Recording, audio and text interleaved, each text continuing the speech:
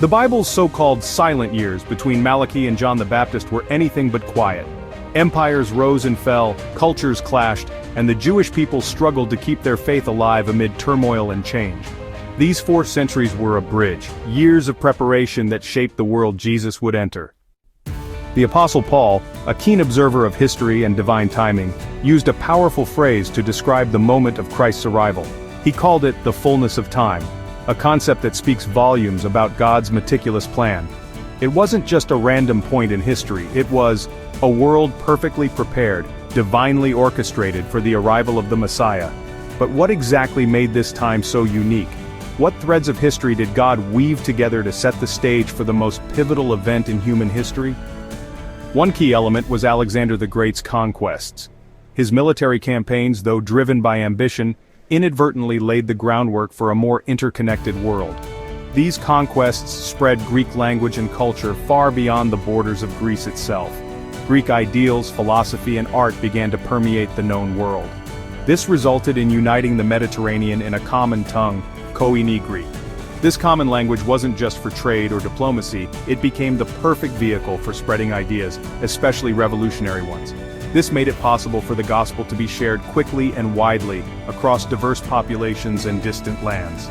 The message of hope could now transcend cultural barriers with greater ease, because everyone, or at least a significant portion of the population, could understand the message. Then came Rome, with its insatiable appetite for expansion and its genius for organization. Rome excelled at building roads and connecting cities, creating a vast network of infrastructure that spanned continents. This made travel and communication easier than ever. The Roman Empire, in its quest for control, inadvertently facilitated the spread of something far more powerful than its legions. The infrastructure of empire became the highway for hope. The world was smaller, more connected, and more accessible than ever before. The stage was truly set.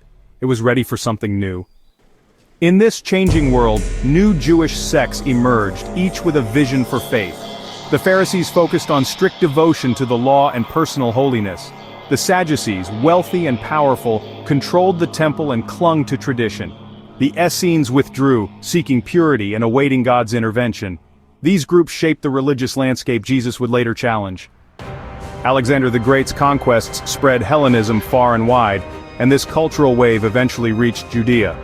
This influx of Greek culture created deep divisions within Jewish society, as some embraced the new ways while others clung to tradition.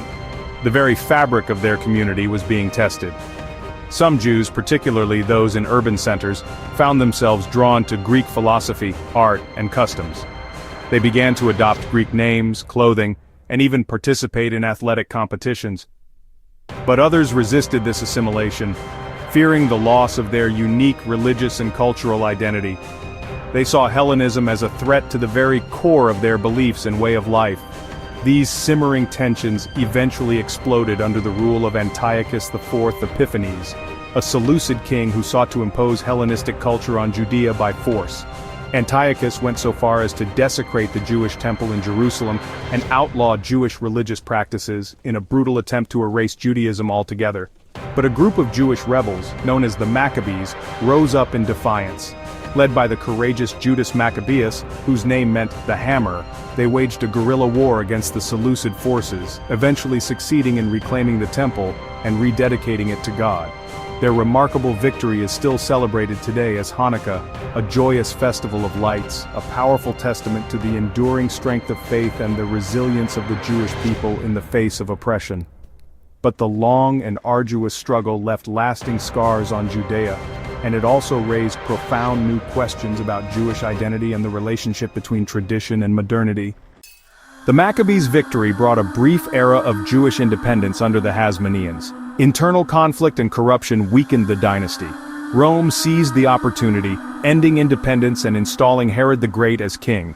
Herod's reign brought grand buildings but harsh rule. The dream of freedom faded, replaced by Roman occupation. For centuries the land had known little peace. Centuries of turmoil and the heavy hand of foreign rule had left an indelible mark on the hearts of the people. The iron grip of Rome was a constant reminder of their subjugated status, yet, amidst the oppression, a fervent hope burned bright. It fueled a desperate longing for a Messiah, a savior who would deliver them from their suffering. Some, yearning for liberation, longed for a warrior king, a powerful leader to rise up and overthrow their oppressors. Others, seeking solace in the divine, looked to the heavens for a heavenly deliverer, a supernatural being to intervene in their plight.